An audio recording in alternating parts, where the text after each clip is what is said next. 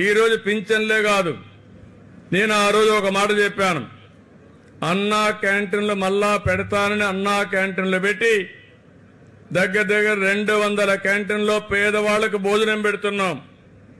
రాబోయే రోజుల్లో చినగంజ మండలంలో కూడా ఒక అన్నా క్యాంటీన్ వస్తుంది.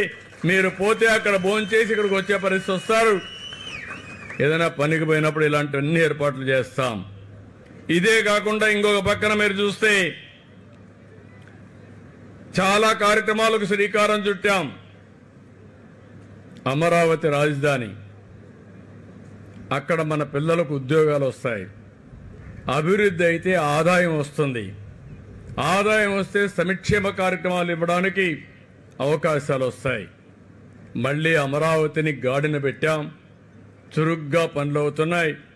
3-4 సంవత్సరాల్లో మళ్ళీ అమరావతికి పూర్వ వైభవం తెచ్చే బాధ్యత ఈ ప్రభుత్వం తీసుకుంటామని కూడా మీకు తెలియజేస్తున్నా. ఇంకో పక్కన పోలవరం, ఆంధ్రప్రదేశ్ రాష్ట్రానికి ఒక జీవనాడి. నీళ్లు కావాలి. గోదావరిలో నీళ్లు సముద్రం లేకపోతున్నాయి. ఇప్పుడు చినగంజాం ఉంది, పక్కన సముద్రం, ఇక్కడ నీళ్లు లేవు. బోర్లు వేసుకుంటే తప్ప నీళ్లు లేని పరిస్థితి ఉంటుంది. అలాంటప్పుడు నదులు అనుసంధానం చేయాలని పోలవరాన్ని మళ్ళీ ఘాట్లో పెట్టాం. పనులు అవుతున్నాయి. 2027కి పోలవరాన్ని పూర్తి చేసి నదుల అనుసంధానానికి శ్రీకారం చుడతాం. దీనివల్ల అనేక లాభాలు వస్తాయి. వ్యవసాయం సుజావుగా జరుగుతుంది. విశాఖపట్నం స్టీల్ ప్లాంట్ మీకు అందరికీ జ్ఞాపకం ఉంటుంది. విశాఖ హక్కు, ఆంధ్రుల హక్కు అని పోరాడాం. ప్రాణ త్యాగాలు చేశారు. అలాంటి దాన్ని దివాలా దీపిచ్చారు. దివాలా దీపిస్తే ప్రైవేటైజ్ చేస్తామంటే ఇది కరెక్ట్ కాదని అడిగాను. కేంద్రంలో ఉండే బీజేపీ, తెలుగుదేశం, జనసేన కలిసి పనిచేశాం. దీనివల్ల వచ్చిన వెంటనే దగ్గర 11,000 కోట్ల రూపాయలు అదనంగా డబ్బులు ఇచ్చారు. నేను కూడా ముందుకు వచ్చాను.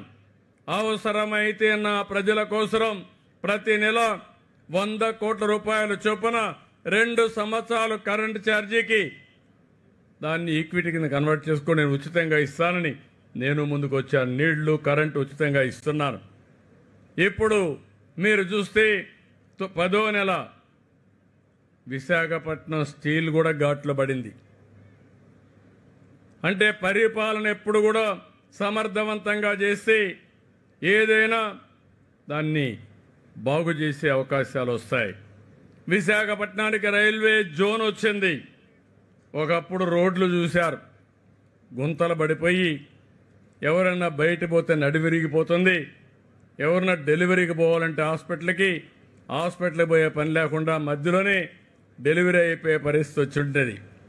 ఈరోజు నేను అడుగుతున్నా, మీ రోడ్లు బాగున్నాయా లేదా అని మిమ్మల్ని అడుగుతున్నా. బాగున్నాయంటే గట్టిగా చెప్పండి. ఇంకా కొన్ని రోడ్లు ఉన్నాయి, అవి కూడా రిపేర్ చేస్తాం. భవిష్యత్తులో రోడ్లన్నీ అద్దంలాగా ఉండాలని ఆలోచిస్తున్నా. మీరు సహకరిస్తే దానివల్ల మనం ఎక్కడికి పోవాలన్నా రావాలన్నా, ఒకప్పుడు మీరు చూస్తే నేషనల్ హైవేస్ ఉన్నాయి.